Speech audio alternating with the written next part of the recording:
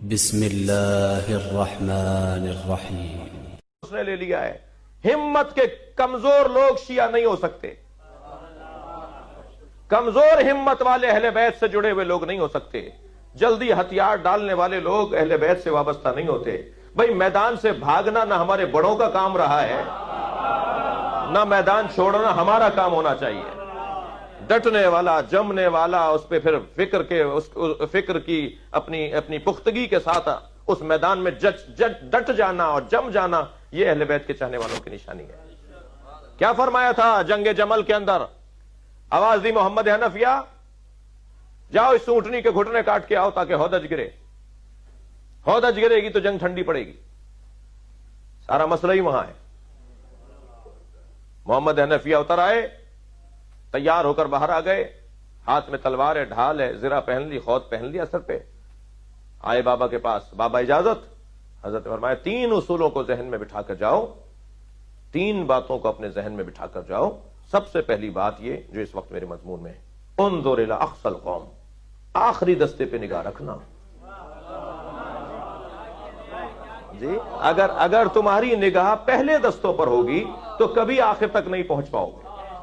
تمہاری سوچ اگر چھوٹی ہوگی تو آگے نہیں جا سکو گے۔ انظر الی اقصی القوم، آخری دستے کو دیکھنا کہ آخری دستہ کہاں کھڑا ہے، مجھے تو وہاں جانا ہے، تم کون ہو؟ جو سامنے آئے اسے کہنا تم کون ہو، مجھے تو وہاں جانا ہے۔ انظر الی اقصی القوم، آخری دستے پہ نگاہ رکھ کے میدان میں اترنا۔ اور دوسرا اصول یہ کہ قید قدمیک تزول الجبال ولا تضل، جب تم نے اپنے مقصد کو بلند کر لیا تو میدان سے بھاگنا بڑے مقصد والوں کا کام نہیں ہوتا۔ جتنا بڑا مقصد ہے اتنی تمہاری ہمت بھی ہونی چاہیے۔ اپنے پیروں کو زمین میں ایسے گاڑ لینا، قید قدمیک، دونوں پیروں کو زمین میں ایسے گاڑنا کہ تزول الجبال، پہاڑ تمہارے سامنے سے ہٹ جائیں، ولا تضل، مگر تم نہ ہٹنے پاؤ۔ پہاڑوں کو ہٹاؤ، پہاڑوں سے زیادہ اچھا مولا نے پہاڑ کی مثال کیوں دی ہے؟ کیا پہاڑ ہٹتے ہیں؟ جی پہاڑوں کا ہٹنا زلزلے کی صورت میں، اور وہ بھی کس حد تک ہوتا ہے، کتنا ہوتا ہے، لیکن مولا سختی کا بتا رہے ہیں کہ اتنے سخت اور اتنے مضبوط وجود بھی تمہارے سامنے سے ہٹیں مگر تم نہ ہٹنے پاؤ، تم پہاڑوں سے زیادہ مضبوط ہو کر دکھاؤ۔ تشبیہ ہے نا، یہ تشبیہ ہے جی، تزول الجبال ولا تضل، پہاڑوں کو ہٹاؤ اپنے سامنے سے، تم نہ ہٹنے پاؤ۔ پھر فرمایا جب تم یہ 2 کام کر لو گے، یعنی 2 سوچ اپنی بنا لو گے، ایک تو آخری دستہ، ہدف بلند، دوسرا تمہارا مقصد یہ کہ تم میدان میں جا رہے ہو، واپس آنے کے لیے نہیں جا رہے، تمہیں مکمل کام کر کے واپس آنا ہے، تو پھر کامیابی تو تمہارا مقدر ہے۔ تمہارے گلے میں ہار ڈالا جائے گا، پھول ڈالے جائیں گے، تمہارا استقبال ہوگا، مرحبا آفرین کی صدائیں بلند ہوں گی، شاباش اور جیتے رہو کی آوازیں بلند ہوں گی۔ اس وقت تمہارے ذہن میں خیال آئے گا کہ تم نے کچھ کر کے دکھا دیا ہے، وہیں سے تمہاری ناکامی شروع ہوگی۔ لہذا وَاعْلَمُوا أَنَّ النَّصْرَ مِنَ اللَّهِ، اپنے آپ سے کہنا کامیابی اللہ نے دلوائی ہے، میں نے کچھ نہیں کیا، تاکہ آئندہ کے لیے تیار رہ سکو۔ صلوات پڑھ لیں محمد و آل محمد۔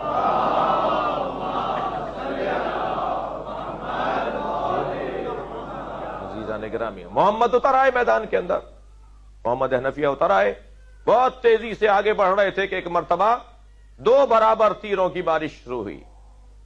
محمد کا گھوڑا کچھ کمزور پڑا، لگام تھوڑی سی کھینچی، انہوں نے تیر بڑھا دیے، انہوں نے اور لگام کھینچی، انہوں نے تیر بڑھا دیے۔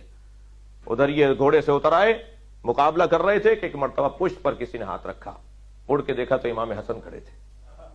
امام نے فرمایا بھائی یہ تلوار ڈھال مجھے دو، یہ کام میرا ہے۔ دشمن کو سمجھ گئے کہ یہ بھائی اس کا مقابلہ ہے، ایک لمحے کے لیے آپ کا کمزور پڑ جانا دشمن کو غالب کرے گا۔ حضرت فرمایا ڈھال تلوار مجھے دو، یہ کام میرا ہے۔ امام حسن نے تلوار اور ڈھال لی اور برق کی مانند میرے مولا نے دشمن کو کاٹتے ہوئے ہودج تک خود کو پہنچایا۔ اونٹنی کے پہلے دونوں پیر کاٹے، اونٹنی گری، ہودج گری، جنگ میں ٹھنڈک آئی، لوگ بھاگنے لگے اور واپس آئے۔ میرے مولا تو بڑھ کر سب نے استقبال کیا مولا امام حسن کا۔ تو جب سب نے جنگ کی کامیابی کا سہرا امام حسن کو دیا تو کیا دیکھا مولا علی نے کہ محمد حنفیہ گردن لٹکائے کھڑے ہیں، خاموش کھڑے ہیں، اس لیے کہ کام تو وہ لے کر گئے تھے۔ مولا قریب گئے، پوچھا کیا بات ہے؟ کہ بابا جو آپ نے کام دیا تھا وہ کر نہیں پایا، بھائی حسن کر کے آ گئے۔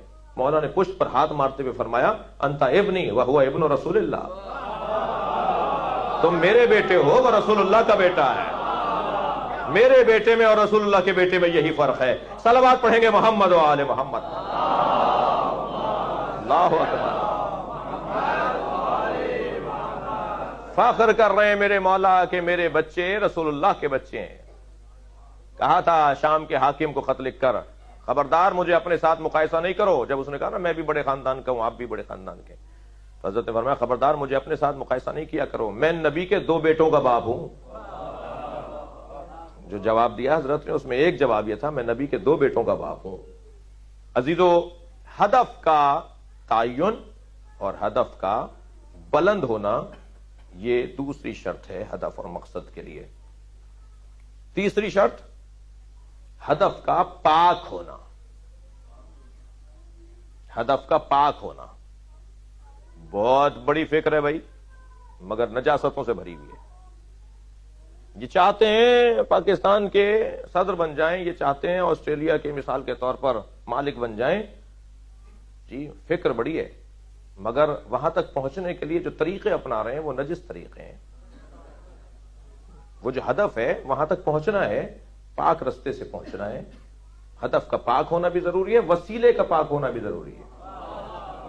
بہت سارے لوگ ہدف پاک رکھتے ہیں مگر ذریعے پاک نہیں رکھتے, وسیلے ان کے پاک نہیں ہوتے. چاہتے ہیں پاک جگہ پہنچنا, مگر جن کو سہارا بنا رہے ہیں وہ اس قابل ہی نہیں ہے کہ پہنچا سکیں. جی بہت بہت مشہور مثال, جناب ابو ہریرہ نے دیکھا کہ ایک شخص آیا ہے, اکے سے پیاز لے کر آیا ہے. اس کو بتا دیا تھا مکے کے اندر پیاز کا فقدان ہے. کاروباری تھا, تاجر تھا, کہنے لگے پیاز لے چلو وہاں پر جا کے بیچیں گے. وہاں پہنچے تو پیاز تو پہلے ہی زیادہ تھی وہاں, تو اب ان کی پیاز تو کوئی خرید ہی نہیں رہا تھا. آ گئے کہ جی میرا سرمایہ ضائع ہو رہا ہے, میرے پیسے ضائع ہو رہے ہیں, میں واپس تو لے جا نہیں سکتا, یہاں تو مارکیٹ ہی نہیں ہے پیاز کی. کہنے لگے جی مسلمان کا نقصان نہیں ہونا چاہیے, ہدف بڑا پیارا ہے, مگر مسلمان کا نقصان نہیں ہونا چاہیے, اس کے لیے وسیلہ کیا اپنا رہے ہیں. نبی کے اوپر ایک حدیث لگا دی, قال رسول اللہ من اکل بصل اکتا فی مکہ وجبت لہ الجنہ. جس نے اکے کی پیاز مکے میں کھائی اس پہ جنت واجب. ساری پیاز بک گئی, اس لیے کہ نبی نے فرمایا ہے کہ اکے کی پیاز جو مکے میں کھا لے. جی تو ہدف کتنا اچھا, ہدف اتنا اچھا کہ مسلمان کو نقصان نہ ہو, مگر وسیلہ کیا, نبی پر ایک حدیث باندھ دی, نبی سے ایک حدیث کو منسوخ کر دیا. تو یہ صرف ایک ہی تو حضرت نہیں تھے, جی آج بھی تو بہت سارے ایسے ہی حضرت ہیں. جی آپ اگر خفا نہ ہو تو ایک جملہ سن لیں, اور اگر خفا ہوں گے تو میری صحت پہ اثر نہیں پڑے گا. جی آج بھی تو ہمارے ہاں بھی تو مسئلے ہیں. جی ایک ہی آدمی کو ہم لیے بیٹھے ہیں. بھائی صلح حدیبیہ پہ شک کرنے والے اس خیمے کے لوگ تھے, صلح امام حسن پہ شک کرنے والے تو ہمارے خیمے کے لوگ تھے. ہمارے لوگوں نے شک کیا تھا امام حسن کی صلح پر, ساتھ چھوڑ دیا تھا. وہ کون لوگ تھے؟ صلوات پڑھ لیں ذرا محمد و آل محمد.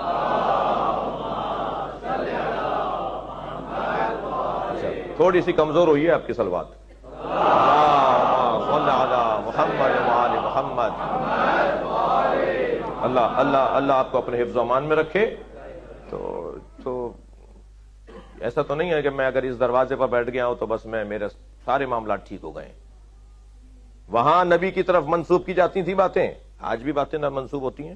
کل بھی نبی بیچے جاتے تھے, آج بھی نبی بیچے جاتے ہیں. بھائی حضرت یوسف کو بیچا گیا, جی کل بھی آیات بیچی جاتی تھی قرآن کی, آج بھی آیات بیچی جاتی ہیں. کل بھی حدیثیں بکتی تھیں, آج بھی حدیث. کل بھی ممبر بکتے تھے, آج بھی ممبر بکتے ہیں. کل بھی محرابیں بکتی تھیں, آج بھی محرابیں بکتی ہیں. جی بھائی کل بھی انسان بکتے تھے, آج بھی انسان بکتے ہیں. اور زیادہ بات کرو, کل بھی قرآن کی آیات کو اور اللہ کے پیغاموں کو بیچا جاتا تھا, آج بھی بیچا جاتا ہے. بچوں نے پکڑ لیا نبی کو, نہیں جانے دیں گے, نہیں جانے دیں گے. سرکار نے جیب میں ہاتھ ڈالے تو اخروٹ کے دانے تھے حضرت کی جیب میں, لے کے چلے تھے گھر سے. شاید اندازہ تھا کہ مجھے لوگ گھیریں گے. حضرت نے اخروٹ کا ایک ایک دانہ ایک ایک بچے کو دے دیا. جیسے جیسے دانہ اسے اخروٹ کا ملتا رہا, نبی کو چھوڑ چھوڑ کے جاتا رہا. اصحاب سے خطاب کر کے حضرت نے فرمایا, دیکھا انہوں نے اخروٹ کے عوض مجھے چھوڑ دیا. کل اگر اخروٹ کے عوض بچے چھوڑ سکتے ہیں, اور آج پیسے کے عوض میں اگر نبی کو چھوڑ دوں, دولت کے عوض اگر میں نبی کو چھوڑ دوں, تو مجھ میں اور اس میں کیا فرق ہے؟ بہت مشکل ہے. ہدف کا پاک ہونا لازم ہے. بھائی وہ سفر جو معصیت کے سفر ہوتے ہیں ان میں مسافر کے احکام جاری نہیں ہوتے. دقت چاہوں گا، میں اگر کراچی سے فرض کیجئے ملتان تک جا رہا ہوں 3 دن کے لیے، تو میں 10 دن کا سفر سے کم کا سفر کرنے پر مجھے 2 رکعت نماز پڑھنی ہوگی. ہر 4 رکعت 2 رکعت پڑھنی ہوگی. ایسا ہی ہے کیونکہ میں مسافر ہوں. لیکن اگر میرا سفر معصیت کا سفر ہو، گناہ کا سفر ہو، تو نماز مجھے پوری پڑھنی ہے. روزہ مجھے رکھنا ہے، اس لیے کہ سفر ہی گناہ کا ہے. بھائی کو مارنے جا رہا ہوں، ابا کی توہین کرنے جا رہا ہوں، فلاں چور کا ساتھ دینے جا رہا ہوں، فلاں ڈکیت کی مدد کرنے جا رہا ہوں. یہ معصیت کا سفر ہے. اور معصیت کے سفر میں شرعی حکم یہ ہے کہ وہ سفر کا حساب تو تم سے علیحدہ ہوگا، نماز یہاں تمہیں پوری پڑھنی ہے، اس لیے کہ یہ جائز سفر نہیں تھا. اگر مقصد میرا پاک نہ ہو تو احکامات بھی تبدیل ہو جاتے ہیں. صلوات پڑھ لیں ذرا محمد و آل محمد.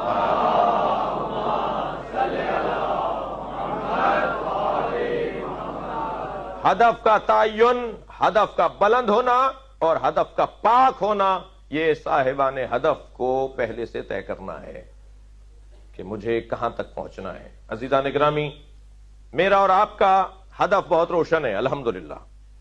ہم اپنے ہدف کو روشن رکھتے ہیں اور ہمارا ہدف بھی بڑا ہے اور ہمارا وسیلہ بھی بڑا ہے. ہم ہدف یہ رکھتے ہیں کہ کسی طرح سے ہمیں زیادہ سے زیادہ قیمت یعنی رضوان من اللہ مل جائے، یا کم سے کم قیمت یعنی جنت مل جائے، یا اللہ اور جنت کے درمیان میں ہمیں حسین مل جائے. جی اللہ اور جنت کے درمیان امام حسین مل جائے. تو ہدف ہمارا پاک ہے، ہدف ہمارا بڑا ہے، ہدف کا تعین بھی ہمارے ہاں روشن ہے. اب ہدف تک پہنچنے کے لیے جو ہم نے وسیلہ اپنایا ہے، اس کی ایک تصویر کو مجلس عزا کہتے ہیں. میں اپنے بیان کو ایک منزل تک لے کر آیا ہوں اور اس پر میں 2-4 منٹ رکنا چاہوں گا. اس منزل پر یہ جو مجلس ہے، یہ جو ماتم ہے، یہ جو سوزخانی ہے، یہ جو نوحہ خانی ہے، یہ جو عزاداری ہے، یہ جو کالے کپڑے ہیں، یہ جو نیاز نظر ہے، یہ جو علم تعزیہ ہے، یہ جو تابوت ذوالجناح ہے، یہ میں نے ذریعہ بنایا ہے کہ کسی طرح میں حسین تک پہنچ جاؤں، کسی طرح میں امام سے جڑا رہوں. اور امام سے جڑنے کا مطلب ہے اللہ سے جڑنا. میں قریب تر ہوتا جا رہا ہوں کیونکہ اللہ، رسول اللہ، علی ہم طول میں مانتے ہیں، عرض میں نہیں مانتے. ہم انہیں اللہ، رسول اور اہل بیت کو برابر نہیں مانتے، اوپر نیچے مانتے ہیں. فلسفے میں اسے طول کہتے ہیں، اسے عرض کہتے ہیں. ہمارا یا اللہ مدد کہنا بھی ٹھیک ہے، یا رسول اللہ مدد کہنا بھی صحیح ہے، یا علی مدد کہنا بھی صحیح ہے.